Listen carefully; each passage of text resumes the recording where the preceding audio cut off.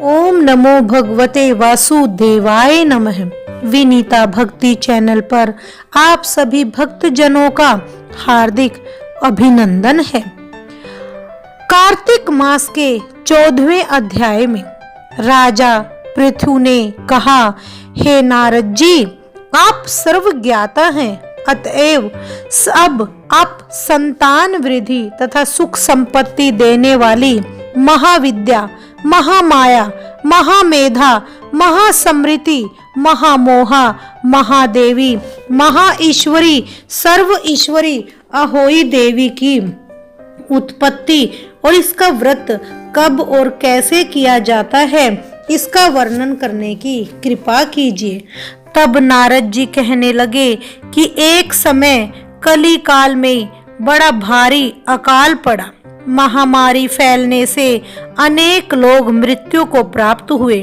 तब सब लोग इकट्ठे होकर इस मुसीबत से छुटकारा पाने का उपाय सोचने लगे। अंत में निश्चय करके कार्तिक कृष्णा सप्तमी को सबने व्रत रखा। व्रत करते समय शाम को चामुंडा देवी हाथ में नर मुंड लिए प्रकट होकर कहने लगी कि मैं रुद्र सहित विहार करने के लिए यहाँ पर आई हूँ, परंतु समस्त संसार में पाप छाया हुआ है। ब्राह्मण, वेदहीन, अक्षत्रिय, सामर्थ्यहीन, वैश्य और शूद्र धर्महीन हो गए हैं। स्त्रियों ने पतिव्रत धर्म छोड़ दिया है, इसलिए सब लोगों को अहोई देवी का व्रत करना चाहिए। कार्तिक कृष्णा सप्तमी तथा अष्टमी को केवल रोगियों को छोड़कर शेष सभी आबाल वृद्ध स्त्री पुरुष सारे दिन भोजन न करके सायंकाल को अहोई देवी का पूजन करें। अहोई देवी मेरा ही नाम है, अतः मेरा ही पूजन समझना चाहिए। अपने मकान को गोबर और मिट्टी से लीप कर साफ करें, फिर काला, पीला, हरा, लाल इन 4 रंगों से द्वार पर मेरी मूर्ति बनाएं। तत्पश्चात सुंदर सुंदर स्वादिष्ट पकवान बनाकर मेरी पूजा करें। जब चामुंडा देवी ने यह कहा, तभी एक धीवर की स्त्री बोली, हे माता, हम नीच लोगों का कर्तव्य भी बतलाएं। तब देवी ने कहा कि तुम भी मेरे भक्त हो, सो सब लोग मेरा पूजन करके अपनी संतान को पूजेंगे, तभी उनकी पूजा सफल होगी। मेरी पूजा के बाद कुम्हारिन, मालिन की भी पूजा होगी। इतना कहकर देवी अंतर ध्यान हो गई। नारद जी कहने लगे, हे राजन, इस प्रकार देवी के कथन को सबने सुनकर व्रत और पूजन किया तो सबके संकट दूर होकर सारा संसार सुखी हो गया। राजा पृथु ने नारद जी से पूछा कि हे मुनि, कार्तिक मास तथा एकादशी तिथि श्रेष्ठ क्यों मानी गई है? तब नारद जी ने कहा, हे राजन, एक बार यही प्रश्न सत्यभामा जी ने श्री कृष्ण से पूछा था और उन्होंने जो उत्तर सत्यभामा जी को दिया वही मैं तुमसे कहता हूँ, ध्यान लगाकर सुनो।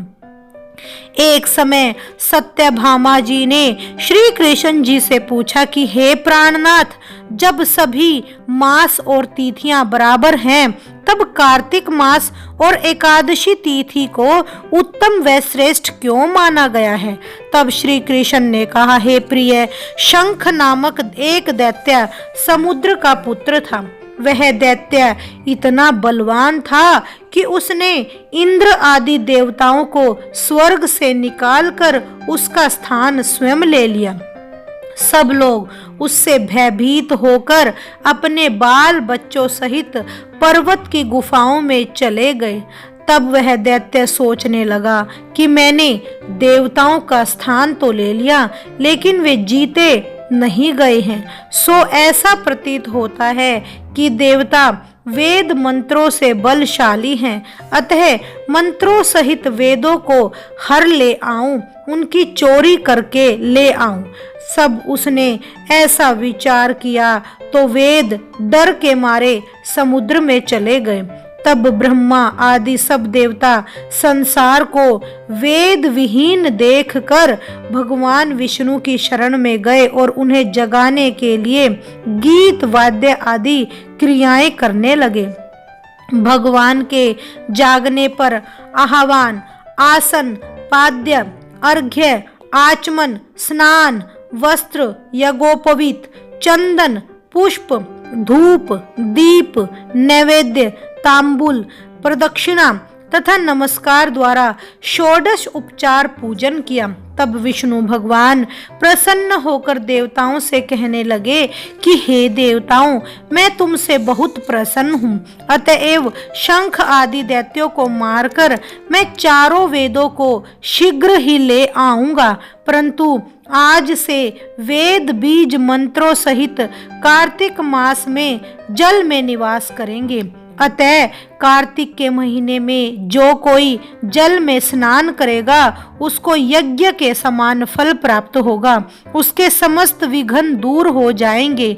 देवताओं ने कहा, आज एकादशी के दिन आप सबने मुझे जगाया है, इसलिए सब तिथियों में एकादशी की मान्यता अधिक होगी। कार्तिक तथा एकादशी का व्रत मुझे अत्यंत प्रिय है। नारद जी कहते हैं, हे राजन, इतना कहकर भगवान मछली का रूप धारण करके विंध्याचल में निवास कर कश्यप जी की अंजुलि में आ गए। कश्यप जी ने उनको कमंडल में डाल दिया। जब कमंडल भर गया तो मत्स्य रूप होकर भगवान कहने लगे कि इन हमको कोई बड़ा स्थान दो।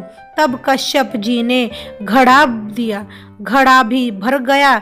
तब उन्होंने कुएं में उस मछली को छोड़ दिया, परंतु भगवान धीरे धीरे बढ़ते रहे और मछली के रूप में उनको समुद्र में डाल दिया गया।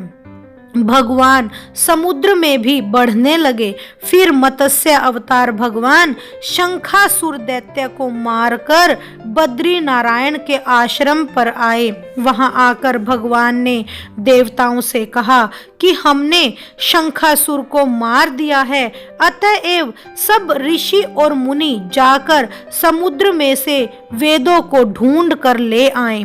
तब तक देवताओं सहित प्रयाग में मेरा निवास रहेगा।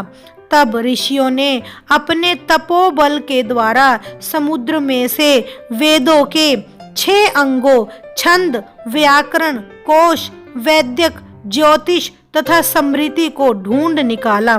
जिस वेद का जो भाग जिस ऋषि को मिला, तब से वह भाग उसी ऋषि का माना जाता है। इसके बाद समस्त ऋषि ब्रह्मा आदि देवताओं के पास आए और उन्होंने वहां पर अश्वमेघ यज्ञ किया।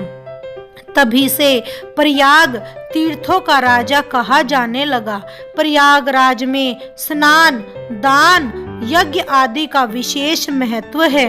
इससे जन्म जन्मांतर के पाप नष्ट हो जाते हैं। अतः इस प्रकार ब्रह्मा भगवान ने वेद विधियों के बारे में ऋषि मुनियों को बताया और अपने मत्स्य अवतार का भी वर्णन किया। जो कोई कार्तिक मास की एकादशी के दिन इसको सुनता है, उसे अथा मांगलिक व पुण्य प्राप्त होते हैं। ओम नमो भगवते वासुदेवाय नमः।